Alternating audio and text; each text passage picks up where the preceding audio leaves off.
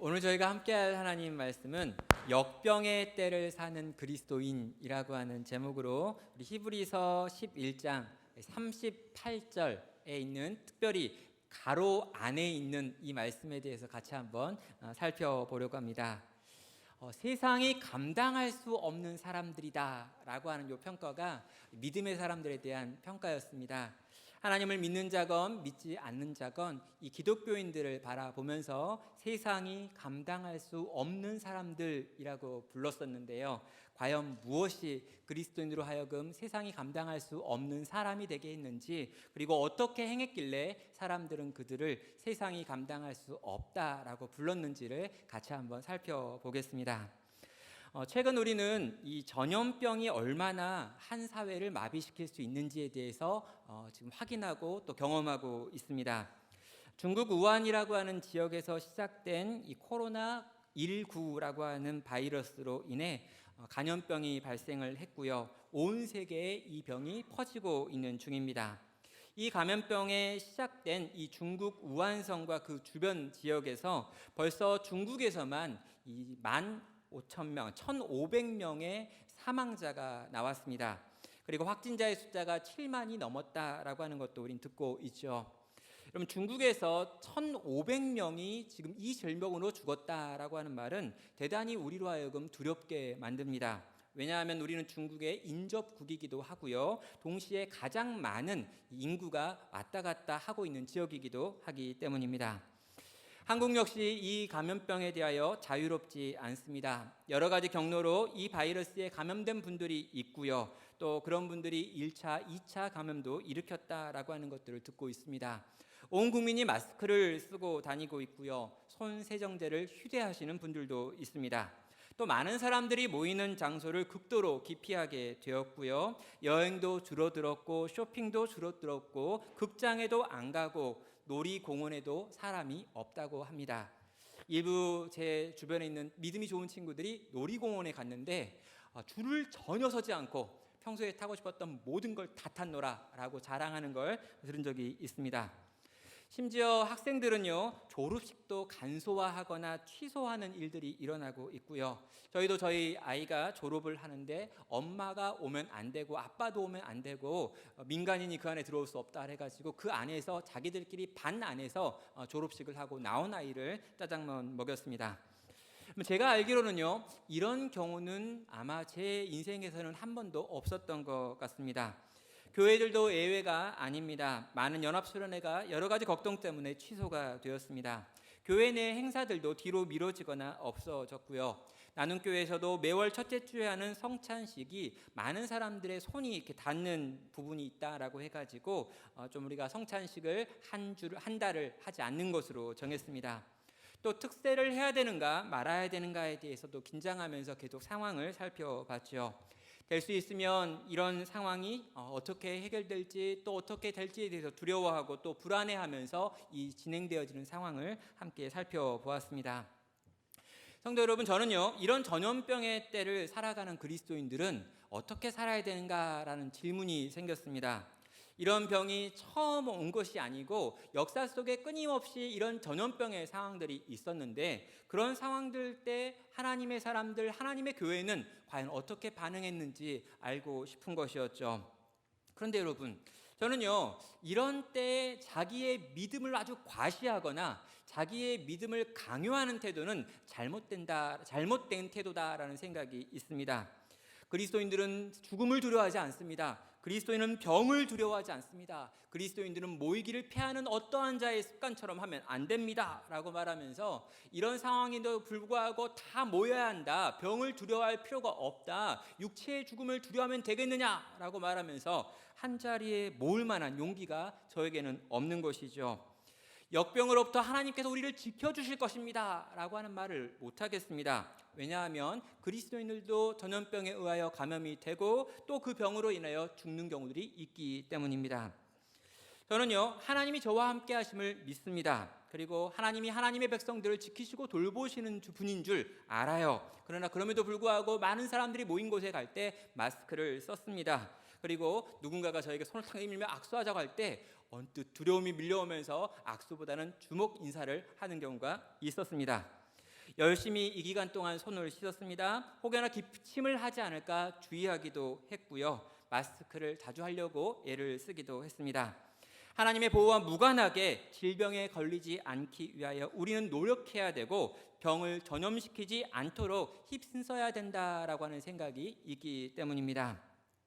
이런저런 고민들을 하면서 이렇게 이 전염병의 시기를 살아가면서 저는 이런 상황 속에서 나는 무엇을 가르쳐야 되고 무엇을 들려주어야 되는가, 주일날 설교 시간에 어떤 내용을 말해야 될까라고 하는 고민이 있었습니다. 그리고 관련해 가지고 이런 시기를 살아갔던 그리스도인들의 이야기들이 있는 책들을 읽고 살피는 일들을 했었죠. 2주 정도 제가 이 부분을 좀 공부하고 생각을 한 다음에 로드니 스타크라고 하는 분이 쓴 기독교의 발응이라고 하는 책 안에서 이 초대 교회가 이 역병의 시기를 어떻게 통과했는지에 대한 내용들을 읽을 수 있게 되었습니다. 그리고 그 내용들을 잘 한번 정리해 봤고요. 그 내용이 오늘 이 설교의 기초가 되도록 하겠습니다. 평소에 저는 강해 설교라고 하는 설교를 하는데요. 성경 본문을 가지고 그 본문의 내용이 무엇인지를 설교하는 게 강해라고 하는 설교의 방식입니다. 근데 오늘은 이 강해라는 방식이 아니고요. 기독교 교회사 안에서 이 교회가 이러이러한 문제를 어떻게 다뤘는지를 그 당시에 있었던 기록들과 또 그 당시에 있는 글들을 근거로 해가지고 같이 한번 살펴보는 주제의 설교를 여러분에게 하려고 합니다. 성경 본문이 한 구절도 인용되지 않겠지만 이 성경을 참으로 믿었던 하나님의 백성들의 삶의 방식이기 때문에 함께 같이 들으면서 오늘 우리는 이 역병의 시기를 어떻게 살아야 할지에 대한 고민에 답을 찾아가는 시간 되면 감사하겠습니다. 자, 먼저 이 역병의 시기, 이 전염병의 문제에 잘못된 대응을 함으로 그 세력과 힘을 잃어버렸던 때가 있습니다. 바로 1000년 동안 흔들리지 않는 힘을 가지고 서구 사회를 지탱해 왔던 중세 교회가 이 전염병의 문제에 대해서 잘못된 해결책을 가졌기 때문에 결국 그 힘을 잃어버리고 종교 개혁을 통해서 신교로 넘어왔던 전례가 있습니다. 그럼 1344년부터 1353년까지 7년 동안 유럽 전역에 흑사병이라고 하는 병이 돌았습니다. 우리가 알고 있는 이 페스트라고 하는 병이죠. 그럼 이 병은요, 온몸에 종기가 생깁니다. 사람의 주먹만한 종기가 온몸 곳곳에 생길 뿐만 아니라 조금만 시간이 지나면 이 종기가 까맣게 변해가고 몸 전체에 검은 반점들이 생기기 시작합니다. 그리고 그런 반점이 생기면 일주일 이내에 그 사람은 죽게 되지요. 그럼 유럽의 사회학자 필립 데이러라고 하는 분은 이 유럽의 흑사병이 얼마나 참혹했는지를 이렇게 설명합니다. 유럽의 흑사병이 창궐한 초기 4년간 희생자는 통상 인구의 45%에서 50%로 추산되고 있으나 이는 총괄적인 수준의 기록이다. 실제 유럽에서는 지역에 따라 다양한 사망률을 보였는데 이탈리아, 스페인, 프랑스 남부 등에서는 지역에 따라 인구의 80%가 희생되는 경우도 빈번했다라고 말합니다. 여러분, 인구의 80%, 그 도시의 80%, 그 마을의 80%가 이 페스트라고 하는 질병으로 4년 어간에 죽어가는 일들이 있었다라고 지금 기록을 하는 것입니다. 이 흑사병으로 인해서 7년 동안 유럽에서 2억 명이 사망했습니다. 유럽 전체 인구가 그 당시에 6억이었기 때문에 3분의 1에 해당하는 사람이 이 7년 동안에 죽었다는 것이죠.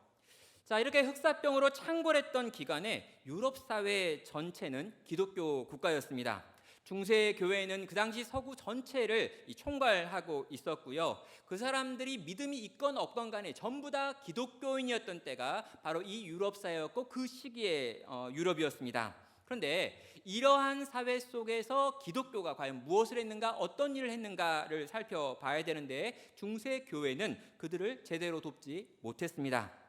그럼 이 중세 교회의 사제 계층은요, 이미 그 사회의 지도 계층이었습니다. 그래서 가톨릭 사제들이 이 역병이 도는 도시에서 가장 먼저 한 것은 그 사회 지도층과 함께 이 땅을 떠나는 일이었죠.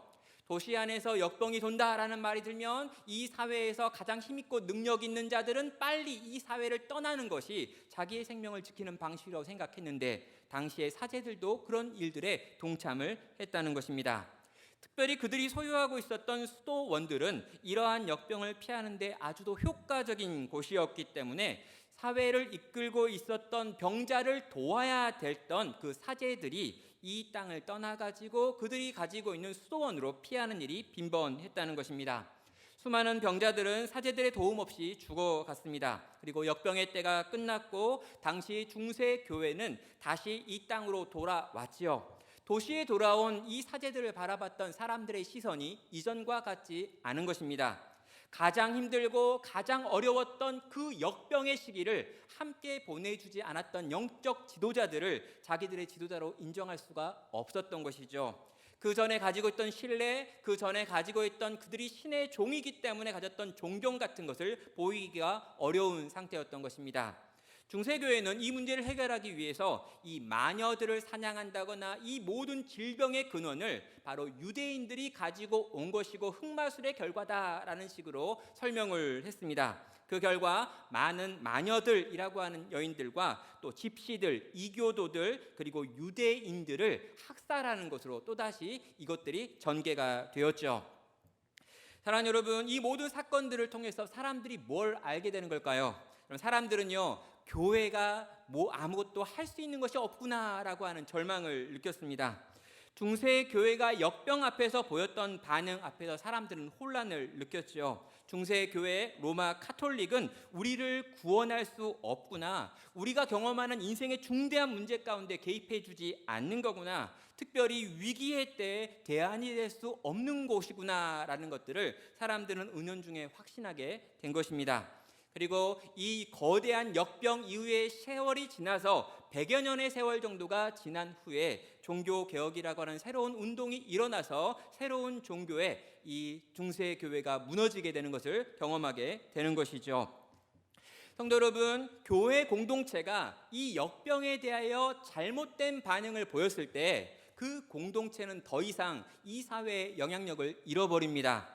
많은 사람들이 실제 그 교회 안에 들어와 있다 할지라도 실제로 그 교회가 능력이 없구나, 우리를 돕지 못하는구나, 우리의 죽음의 문제 가운데 개입하지 못하는구나 라고 하는 걸 확인하게 되는 계기가 역병의 때 잘못된 대처를 보였던 중세교회의 모습이었다는 것이죠.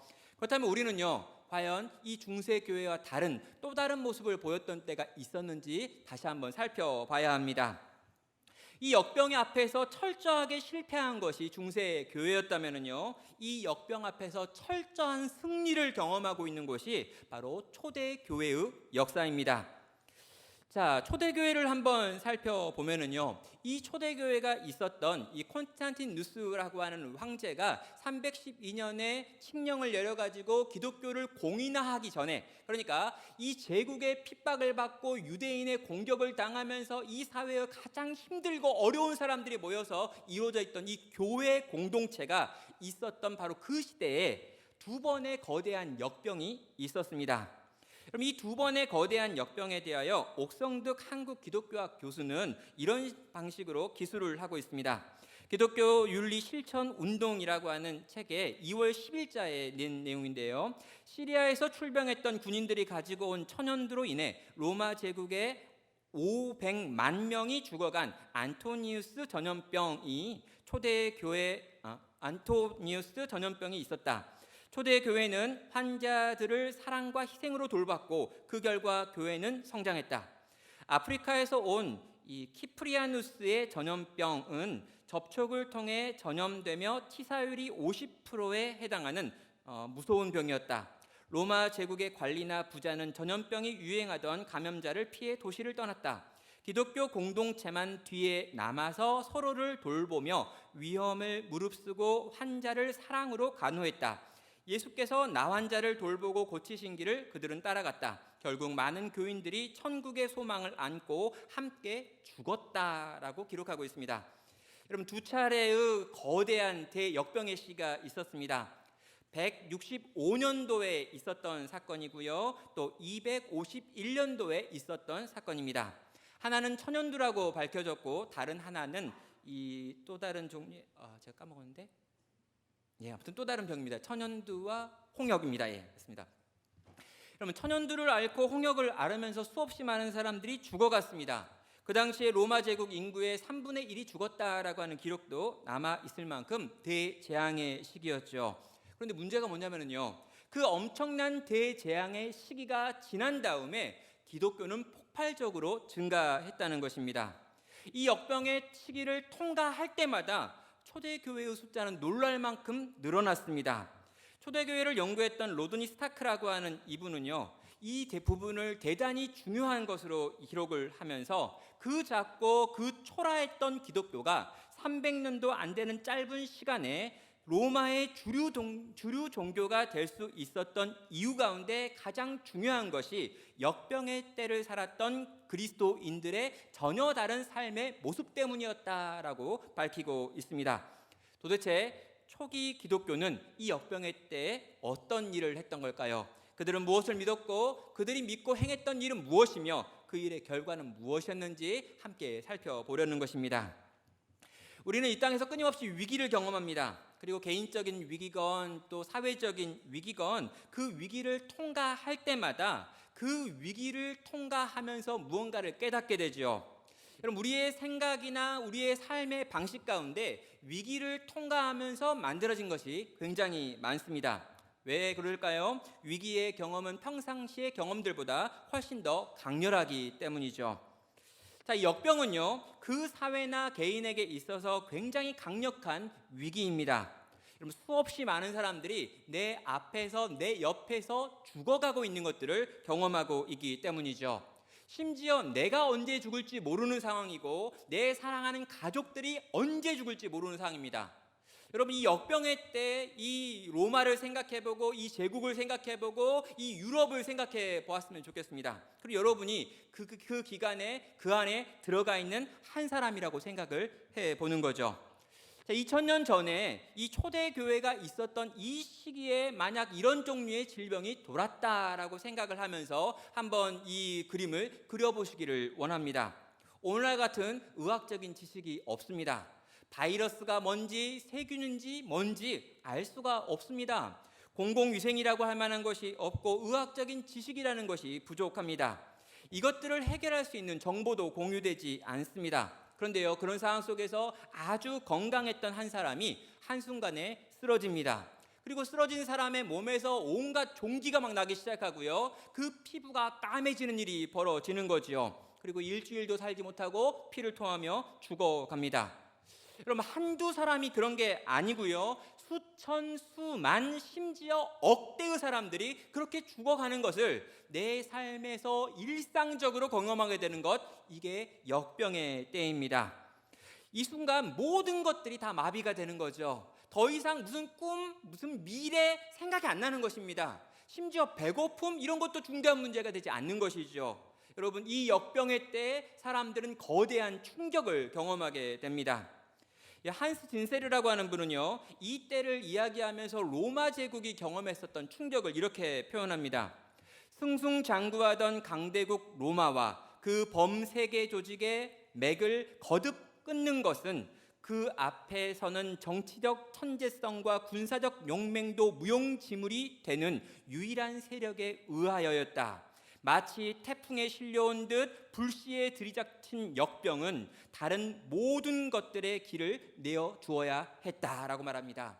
그러니까 로마가 강력한 제국이었고요, 팍스 로마나를 이뤘습니다.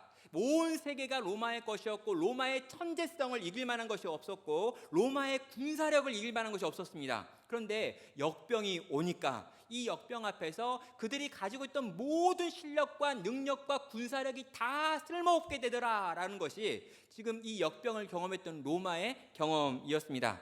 오늘날에도 마찬가지죠. 여러분, 엄청난 역병 하나가 돌고 있습니다. 그런데 이 역병 앞에서 아주 능력 있고 힘 있고 지식 있고 아주 권력 있다라고 하는데 이것들을 잘 못 막아내고 있는 것들을 지금 보고 있는 거죠.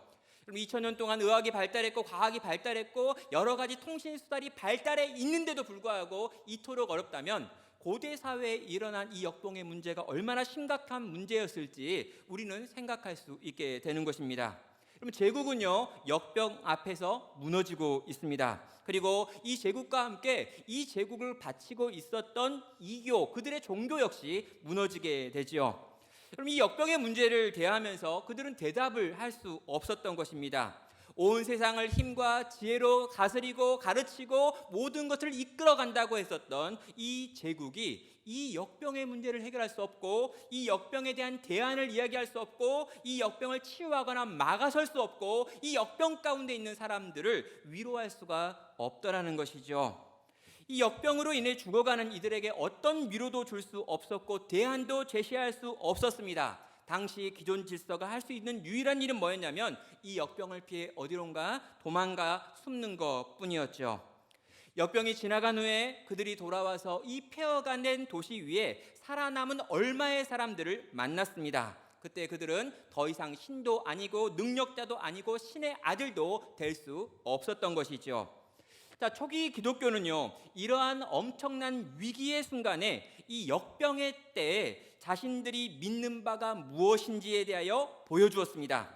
그들은 이 역병의 때에 견딜 만한 교리를 가지고 있었습니다. 그리고 그 교리를 붙들고 실천할 수 있는 실천력도 가지고 있었죠. 그리고요, 그 초대교회는 이 역병의 때 그들이 믿고 있는 바 교리를 적극적으로 실천함으로 하나님께서 만드시는 기적을 만들어냈습니다. 그리고 그런 기적이 반복적으로 일어나면서 초대교회는 그 사회 전반에 마음을 얻는 매력적인 기독교가 될 수 있었다는 것이죠. 초대교회는 이 역병의 때를 통과하면서 엄청난 부흥을 이뤄냈습니다. 사람들의 마음에 교회는 가장 고통스러운 순간에 대안을 제시하는 공동체였습니다. 교회는 가장 고통스러운 순간에 함께하는 공동체였습니다. 교회는 가장 고통스러운 순간에 참된 위로를 제공하는 유일한 공동체가 되었던 것이지요. 로마에 속한 모든 이들도 더 이상 기독교를 우습게 볼 수 없게 되었습니다. 그리고 개종하는 이들이 속출하게 되었죠. 자, 그렇다면 이 초대교회는 과연 어떤 것 때문에 이 시대에 전혀 다른 삶의 방식을 살 수 있었던 걸까요? 첫 번째요, 그들이 가지고 있던 교리였습니다. 그럼 이 교리라고 하니까 굉장히 어려운 말처럼 생각하는데 그리스도인들이 가지고 있는 믿음의 고백의 내용을 지금 교리라고 지금 설명을 한 거예요. 여러분, 이교도들도 교리를 가지고 있습니다. 그런데 이교도들이 가지고 있는 그 어떠한 교리도 역병의 때를 살아가고 이 역병으로 인해 죽어가는 사람들을 위로할 수 없었죠. 그러나 기독교 교리는 그들을 위로할 수 있었을 뿐 아니라 그들에게 소망을 안겨다 줄 수 있었습니다. 먼저 우리는요, 이방 종교, 이 로마가 가지고 있었던 종교들이 왜 그들을 위로할 수 없었는지에 대하여 살펴보겠습니다.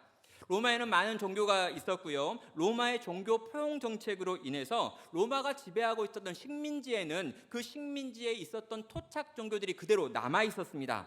수없이 많은 신들이 가득했었는데요. 그 모든 신들은 이 역병의 때 아무런 도움도 줄 수 없었습니다. 왜 그럴까요? 그 사람들이 신을 믿는 이유 때문이죠. 여러분, 사람들이 신을 믿는 이유가 뭐냐면요, 자기의 이익을 위해서였습니다. 모든 이교도들의 공통점이 있다면 그것은 자기의 이익, 자기의 생명, 자기의 안전, 조금 더 확장하면 우리 가족의 안전과 생명을 유지하고 보존하고 내가 행복하기 위하여 신을 믿는 것이죠. 그 모든 종교들의 특징은 같습니다. 내가 가장 중요하고 내 행복이 가장 중요하고 이 행복을 위하여 나는 건강해야 되고 이 행복을 위해서 나는 부유해야 되고 이 행복을 위하여 사건 사고가 일어나지 않아야 하는 것이죠. 여러분, 그래서요, 그들은 대부분 자기들의 직업군에 해당하는 신들을 믿었다라고 이야기하고 있습니다. 왜요? 이 직업을 통해서 많은 이익을 얻는 것이 가장 중요한 신을 믿는 이유였기 때문입니다. 다시 정리하면 무엇일까요? 그들이 섬기는 신은 실제로 자기 자신이었다는 것입니다. 내가 행복한 게 가장 중요하고 신은 나를 행복하기 위해 돕는 램프 속에 있는 지니와 같은 존재였다라고 생각하는 것이 옳다는 것이죠. 모든 이교는 자신의 행복을 위한 종교였습니다. 그래서 가장 중요한 게 뭐냐면 자기의 육체의 생명이죠. 그래서 이 모든 이교들은요, 이 자기의 생명을 잃어가면서 무언가 다른 것을 위해 산다라고 하는 것이 불가능합니다. 모든 것들이 내 생명을 보존하기 위해 있기 때문이죠. 심지어 내 생명을 지키기 위해서라면 언제건 신을 버릴 수 있고 신을 바꿀 수 있는 것이 이교도의 특징이었습니다. 그런데요, 그들은 그런 신을 믿었기 때문에 자기의 생명이 사라져가는 순간에 그들의 신이 아무것도 하지 못하는 것으로 말미암아 절망할 수밖에 없는 것입니다. 그들이 이제껏 공들였던 신들은 자기 육체의 죽음 앞에서 아무것도 할 수 없는 무능한 신이라고 증명되었고 아무런 위로도 만들어줄 수 없었던 것이죠. 기도하고 예배하고 그들에게 제물을 바쳐도 그 신은 자기의 죽음의 문제, 가족의 죽음의 문제, 그 마을의 죽음의 문제를 해결하지는 못했더라는 것입니다. 자, 그들의 선택은 무엇일까요? 그들의 선택은 유일하게 이 땅을 떠나서 피해서 이 전염병으로부터 도망가는 것 외에 그 어떤 종류의 이 방법도 갖지 못했던 것입니다. 이교는 질병으로 인해 죽어가는 자들을 위로할 수도 없었고 이 질병의 전파 속도를 막을 수도 없었으며 사회 지도계층이었던 그 사제그룹은 가장 빨리 그 역병의 땅에서 피함으로 고통당하는 이들의 영혼을 위로하지도 못했습니다. 이교는 전혀 이 땅의 역병의 문제에 영향을 발휘하지 못했던 것이죠. 그런데 초기 기독교는요, 이 주변에 있었던 수많은 이교도들과 달랐습니다. 그들은요, 그들이 가지고 있고 그들이 붙들고 있는 믿음의 내용 속에 이 땅을 살아가고 또 죽어야 될 이유가 이 땅에 있는 것이 아니고 내 생명을 보존하기 위함이 아니다라고 하는 믿음의 내용이 있었던 것이죠. 여러분, 성도가 이 땅을 왜 삽니까? 하나님께 영광을 돌리기 위해서 산다는 것이었습니다. 인생의 목적이 있는데 그 목적은 하나님께 영광을 위한 통로와 도구라고 하는 생각이 있었던 거죠. 우리의 생명의 유무가, 우리가 이 땅을 살아가는 이유가 이 땅에 있는 내 생명을 유지하고 내 가족을 보존하고 내 가족이 행복하고 있는 게 아니라 그보다 더 높고 위대하신 여호와 하나님께 영광 돌리기 위하여 우리는 이 땅을 살아가고 있다라고 하는 믿는 바가 있었던 것입니다. 성도가 이 땅에 남겨져 있는 이유는 하나님의 영광을 드러내기 위함이다라고 그들은 가르쳤고 그 가르친 내용을 그들은 배웠으며 그것이 참이다라고 하는 믿음을 가지고 있었습니다. 그래서 그들은요, 육체의 죽음을 필연적인 것으로 인정하고 있었습니다. 그들은 이 땅에 고난이 있을 수밖에 없다는 걸 인정하고 있었습니다. 그들은 내가 이미 영적으로 살아있는 존재이고 영원히 살 자들이라고 하는 확신이 있었기 때문에 이 땅에서 이 땅이 내 집이 아니고 영원한 본향이 저 하늘에 준비되어 있다라고 하는 하늘을 바라보는 신앙, 천국을 바라보는 소망이 그들 안에 있었다는 것이죠. 그럼 교회는요, 이 역병의 이유가 뭔지 구체적으로 밝혀내지 못했습니다. 세균 때문인지 바이러스 때문인지 쥐를 통해 감염되는 것인지 박쥐가 문제인 것인지에 대하여 교회는 대답할 수 없었어요. 마스크를 써야 되는지 손을 씻어야 되는지의 문제에 대해서 교회는 답변할 수 없었습니다. 그러나 교회는요, 이 부분에 대하여 답변할 수 있었습니다. 육체의 사망은 끝이 아니다라고 하는 믿음이 있었던 것입니다. 영원한 본향이 있다라는 걸 그들은 믿고 가르쳤던 것입니다. 그래서 하나님의 백성들인 교회의 성도는 이 역병에 걸려서 이 역병으로 말미암아 죽어가는 가운데도 평안했고 이 역병 속에서 죽어가면서도 여호와 하나님을 찬양했고 이 역병으로 인해 죽어가는 가장 고통스러운 순간에도 하나님의 영광을 드러내는 이 세상 사람들과 전혀 다른 삶의 방식과 죽음의 방식을 살아낼 수 있었던 것입니다. 그럼 그들은 부활을 믿었습니다. 몸의 부활을 믿었고 영원한 천국을 믿었습니다. 그리고 그 믿음이 그들의 삶과 그들의 죽음과 그들의 역병을 대하는 태도 속에서 나타나고 드러나고 보여졌던 것이죠. 사람들은요, 그들이 믿고 있는 이교에서 찾을 수 없었던 평안을 기독교에서 찾을 수 있었습니다. 몸이 죽는 것은 어쩔 수 없는 문제이지만 죽어가는 과정에서 이 몸의 생명보다 더 위대한 생명을 이야기하는 것들을 그들은 들을 수 있었습니다. 기독교인 병자가 죽어가는 과정을 보던 이들은 느끼게 됩니다. 그들은 죽으면 그들이 느끼는 죽음과 그리스도인들이 느끼는 죽음이 전혀 다른 것이구나. 역병의 때를 살았던 키프리안이라고 하는 초대교회 교부는 이렇게 이 내용에 대하여 편지하고 있습니다.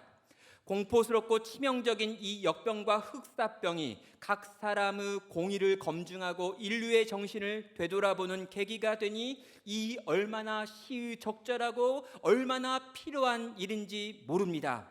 그리스도인이 그리스도다운 삶을 선택하는지 이 기간을 통해 드러나게 됩니다. 우리에게 이것은 죽음이 아니라 힘겨운 훈련입니다.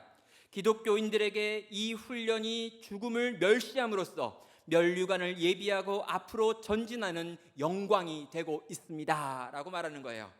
여러분, 초대교회 교부였던 키프야니요, 이 역병의 시기를 통과하면서 하나님의 백성들은 이 역병을 죽음과 두려움과 공포로 여기지 않는다라는 말하는 거죠.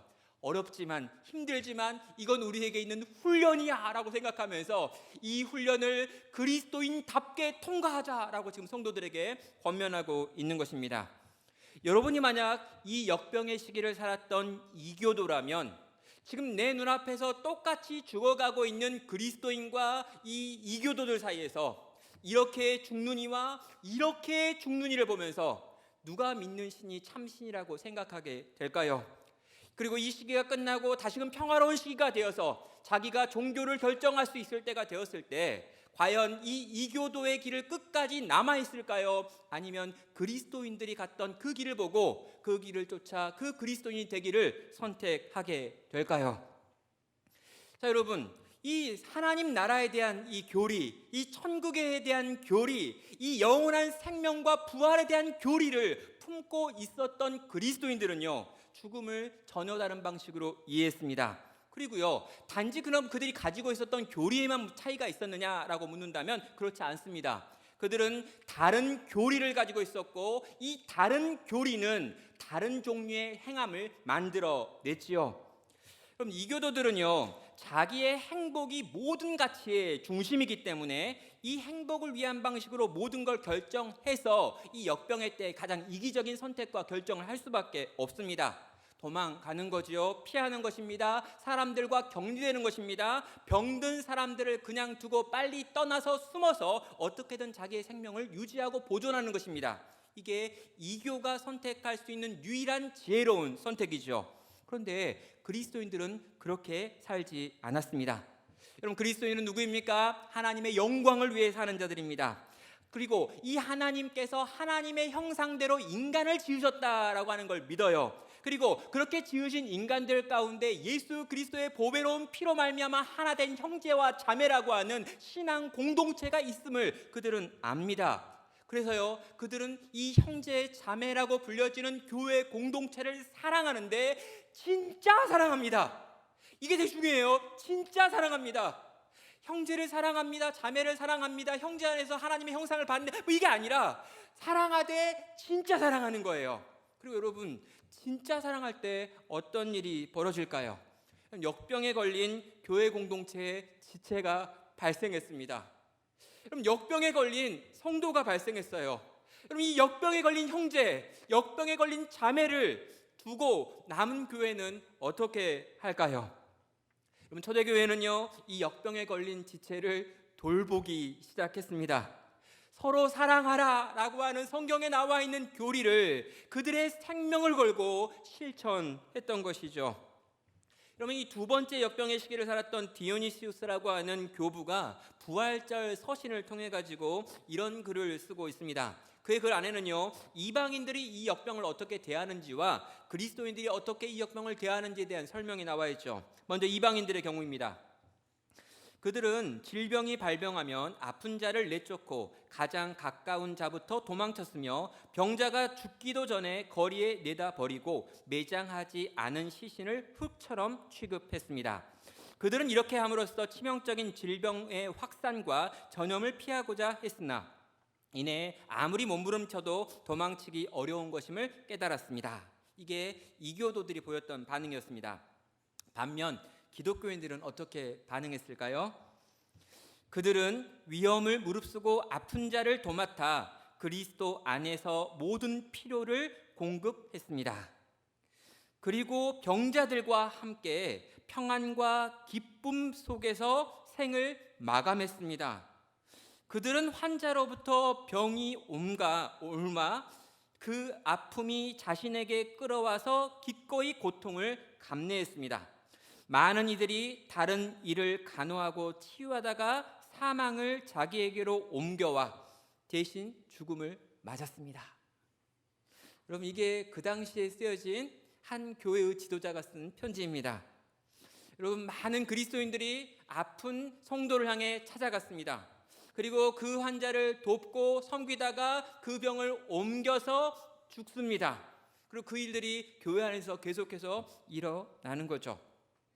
여러분, 이런 이야기를 읽어 들으면요, 그것도 교회 목사가 쓴 글이고, 물론 250년 전 목사지만 목사는 거짓말을 잘하니까 목사 말고 혹시 다른 사람이 그런 거 쓴 거 있느냐라고 물어보실 수 있어서 목사가 아닌 그 당시 황제 율리아누스 황제가 쓴 편지의 내용을 같이 한번 나눠보도록 하겠습니다. 이 율리아누스 황제는요, 자기가 믿고 있고 자기가 따르고 있었던 이교 사제들한테 이런 내용의 편지를 씁니다. 그는 기독교인들을 굉장히 싫어했기 때문에 기독교인들을 불경한 갈릴리인들이라고 불렀어요. 자, 뭐라고 썼는지 보겠습니다. 비록 가식적이기는 해도 불경한 갈릴리인들의 도덕성과 나그네에 대한 너그러움과 죽은 자의 무덤을 잘 관리하는 것을 배워야 한다. 우리는 불경한 갈릴리인들의 미덕에 뒤처서서는 안 된다. 사제들이 가난한 자를 외면하고 방치할 때 불경한 갈릴리인들은 이 점을 주목하고 구제하는 데 주력했다고 나는 생각한다. 심지어 불경한 갈릴리인들은 그들의 가난한 자만 돕는 게 아니라 우리의 가난한 자들까지 돕는다. 누가 봐도 우리 사람들이 우리로부터 받는 도움이 부족한 것을 알 수 있다라고 이야기하면서 지금 자기가 가리고 있는 사제들을 향해서 책망하고 있는 거죠.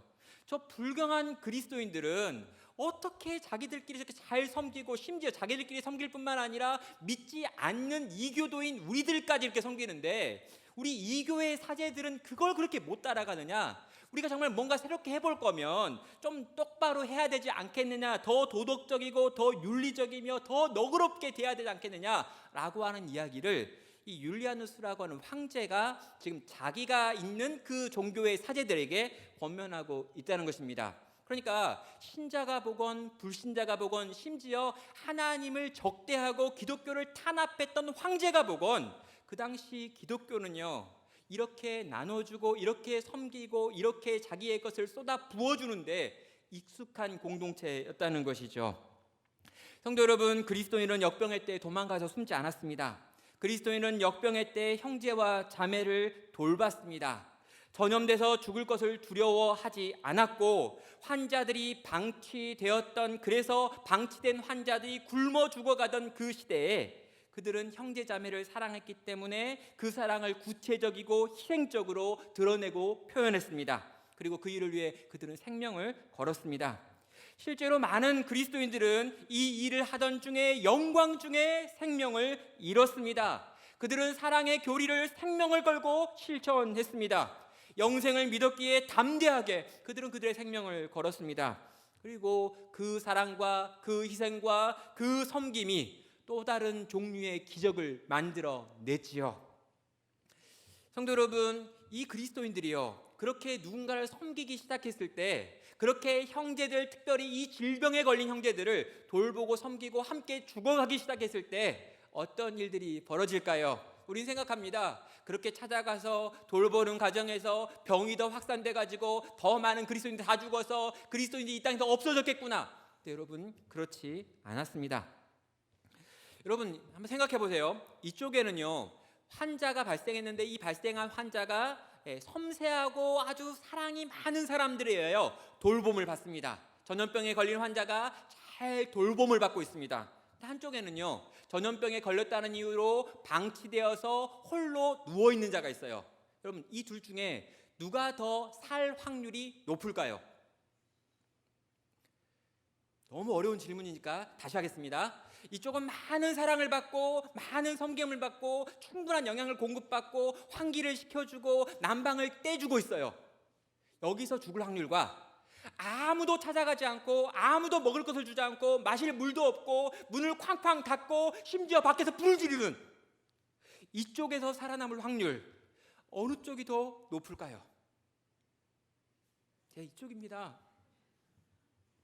돌봄을 받는 환자들의 생존율이 확연하게 높지요. 얼마나 높았을까요? 역사학자 맥닐이라고 하는 분은요, 이때에 대한 기록을 이렇게 기록합니다. 통상 모든 통상적인 서비스가 중단되었을 때는 상당히 기초적인 간호만으로도 사망률을 현저히 낮출 수 있을 것이다. 가령 물과 음식을 제공하는 것만으로도 일시적으로 쇠약해진 사람들이 비참하게 소멸하는 대신 스스로 건강을 되찾도록 도울 수 있다라고 이야기해요. 여러분, 신기한 약을 공급한 게 아닙니다. 뭔가 대단한 치료의 방법을 만든 게 아닙니다. 사람들이 찾아가서 그를 먹이고 마시우고 환기를 시키고 주변에 있는 것들을 청소하고 깨끗한 환경에서 이 병을 이겨내기까지 기다리며 기도해 주는 거죠. 근데 여러분, 진짜 살아나는 거예요. 이 병을 이겨내는 겁니다. 이 전염병을 통과해서 살아나는 사람들이 나오는 거죠. 근데 여러분, 이 사람들의 확률이 어느 정도가 되었을까요? 여러분, 이 아무런 돌봄도 받지 못했던 이교가 죽을 확률은 여러분 30%였습니다. 10명 중에 30명이 죽었어요. 여러분, 이 그리스도인 환자는요 어느 정도였냐면 10%밖에 죽지 않았습니다. 예, 뭐 여기는 30%고 여기는 10%니까 뭐 별 차이 없다고요? 여러분, 지금 요즘 누가 뭘 이야기하는 거냐면요, 막 중국에서 2%다, 1점 몇 프로다, 0점 몇 프로다 이거 갖고 이야기하잖아요. 여러분, 1%, 2%도 엄청난 치사율이다라고 우리가 하잖아요. 근데 여러분, 한쪽에서는요 30%가 죽고 한쪽에는 10%밖에 죽지 않는 것입니다.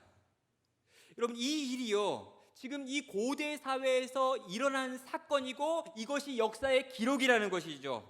여러분, 그리스도인들은요 잘 안 죽습니다. 그럼 그리스도인들 중에 물론 죽는 사람이 있습니다. 그런데 그리스도인이 죽는 자의 비율이 현격하게 낮았던 것이죠. 당시 인구 전체가 이 얼마가 지금 그리스도인이고 얼마가 비그리스도인인지를 조사하는 결과가 있는데요. 여러분, 1차 역병이 있기 전에 그리스도인과 비기독교인들의 비율은 1대 249였습니다. 여러분, 1대 249, 그리스도인 한 명이 있고 그리스도를 믿지 않는 자가 249명이었어요. 근데 여러분, 이 두 차례의 역병을 지난 다음에 이 200년 정도의 시간이 지났는데요, 한 150년 정도의 시간이 지난 다음에 250년이 되어가지고 통계가 어떻게 바뀌냐면 그리스도인 1명 대 그리스도를 믿지 않는 자 8명이 되고 있습니다. 제가 계산한 게 아니고요, 누가 계산해 준 걸 제가 인용하는 거예요. 깜짝 놀라면서 와, 우리 목사님 저런 것도 계산한. 아니요, 여러분, 그냥 계산돼 있는 걸 제가 읽어드리는 거예요. 근데 여러분, 생각해 보십시오. 1대 249에서 1대 8이 되고 있습니다. 150년 어간에요. 그 일이 어떻게 일어났냐고요? 그리스도인들이 기적을 일으켰기 때문입니다. 그럼 이교도들보다 그리스도인이 훨씬 더 살아남습니다.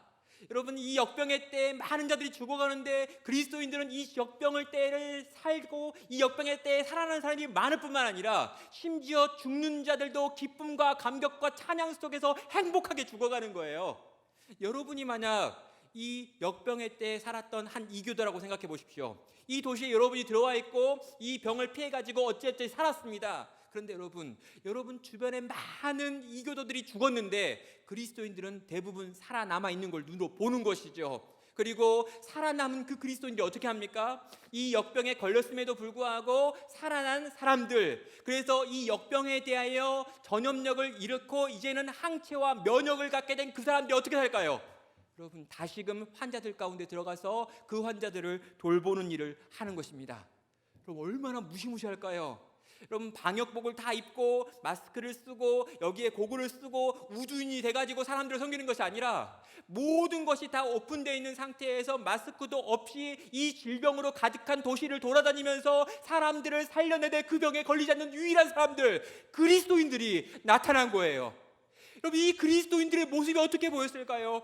초대교회 때 이 고대 사회 속에서 이 역병으로 가득한 도시 안에서 아무런 방비도 없이 이 사망의 땅을 돌아다니며 사람들을 살려내고 있는 이 섬김과 사랑의 사람들이 과연 어떻게 보였겠느냐는 거죠. 여러분, 그들은요 기적의 사람들이었습니다. 하나님의 전신갑주와 빛의 갑옷을 입고 있는 사람들이었습니다. 그들은 그들 자체가 기적이었습니다. 그들이 살아가고 그들이 일하고 그들이 섬기고 그들이 살려내는 그 모든 과정 속에서 그 도시의 모든 자들은 신을 믿는 신의 아들들이 이 땅에 내려와서 지금 위대한 기적을 행하고 있다라고 하는 생각을 할 수밖에 없었고, 저는 그게 기적이라고 생각합니다. 사랑하는 나눔교회 성도 여러분, 이제 말씀을 마무리합니다. 제가 이 설교를 시작하면서 역병의 시기, 이 역병의 때를 어떻게 살아야 되는가라고 질문했습니다. 왜 전염병이라고 이야기하지 않고 또는 감염증이라고 이야기하지 않고 역병의 때다라고 이야기했냐면요, 이 역병의 이 문제는요, 실제로 이 역병의 자리에 무언가 다른 거를 넣어도 언제나 통하는 표현이기 때문입니다. 여러분, 이 역병의 자리에다가 다른 어떤 위기를 한번 집어 넣어 보셨으면 좋겠습니다. 개인이 경험하는 위기건 사회가 끊임없이 경험하는 위기건 간에 그 위기를 거기에 집어 넣어 보세요. 그런 다음에 이 시기에 우리는 어떻게 살아야 되는지, 이 시기에 우리는 어떻게 이 땅을 걸어가야 되는지에 대하여 한번 질문해 보라는 것입니다. 그럼 진짜 전염병일 수도 있습니다. 경제적인 위기가 될 수도 있습니다. 지구적인 환경의 위기도 여기에 들어갈 수 있겠고, 전쟁도 기근도 이 안에 포함될 수 있는 표현이겠죠. 여러분, 죄 많은 세상에서 그 죄로 말미암아 생길 수 있는 모든 종류의 위기를, 이 죽음과 공포와 두려움을 만들어내는 모든 사건들을 이 역병의 자리에 집어넣을 수 있습니다. 그렇다면 여러분, 이 역병으로 가득한 세상 속에서 하나님의 백성인 교회는, 성도인 우리는 어떻게 살아야 되는 걸까요? 이때를 우리는 어떻게 걸어가야 되는 걸까요? 그럼 이 역병의 자리에다가 제가 한번 넣어보고 싶은 것 중에 하나 뭐냐면 이 자살이라고 하는 부분입니다. 여러분, 한국 사회는요 13년 내내 전 세계에서 가장 높은 자살률을 보유하고 있는 이 금메달 보유국입니다. 여러분, 13년 동안 이 순위를 딱 한 번 놓치고 지금 한 번도 놓치지 않고 달리고 있어요. 한 번 놓쳤으니까 한 번 놓쳤네. 한 번 놓치고 달리고 있습니다. 여러분, 10대 자살률, 20대 자살률, 30대 자살률 전부 다 톱입니다. 그럼 사람이 죽는데요, 이 죽는 사람 중에 10대, 20대, 30대가 죽었다면 그 사람이 자살로 죽었을 확률이 가장 높습니다. 이게 우리나라이죠. 1년에 13,670명이 자살로 죽고 있습니다. 하루에 37.5명이 자살로 죽는 나라입니다. 이 엄청난 나라에 살고 있는 거죠. 여러분, 이 엄청난 자살이라고 하는 문제 앞에서, 이 역병 앞에서 우리는 어떻게 반응해야 되는 걸까요? 이 이야기는 내 이야기가 아니고, 이런 이야기는 부정적인 이야기고, 이런 이야기 듣다가 나도 좀 우회될지 모르니까 이 이야기를 피해야겠다, 도망가야겠다, 나는 밝고 활달한 세상에 살아야지 라고 말하면 피해도 되는 걸까요?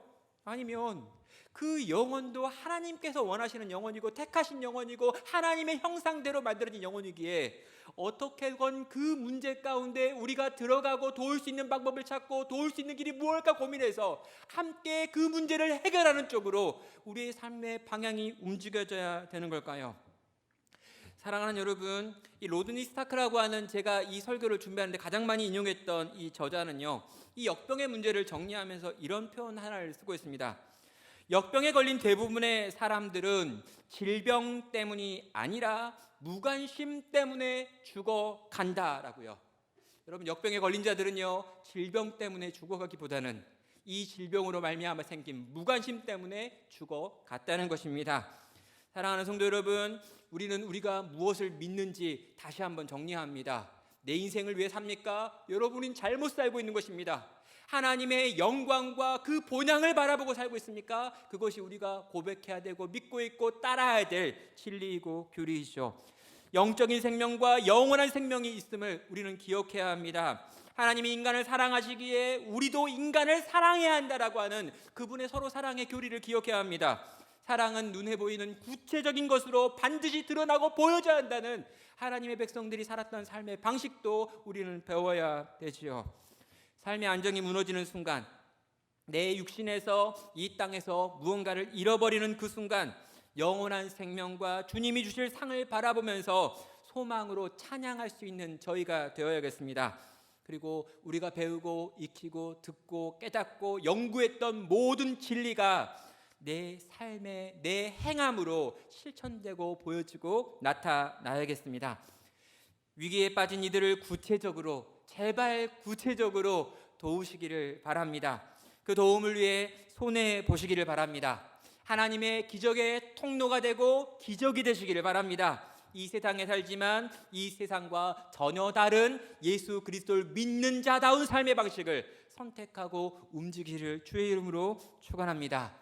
성도가 세상과 어떻게 다르게 살고, 성도가 세상과 어떻게 다르게 죽는지 보여주고 들려줌으로 우리가 믿는 신이 참 신인 줄 이 세상에게 보여주고 들려주고 나눠줄 수 있는 귀하고 복된 성도, 귀하고 복된 교회, 귀하고 복된 이 땅에 있는 교회들 되기를 주님의 이름으로 축원합니다.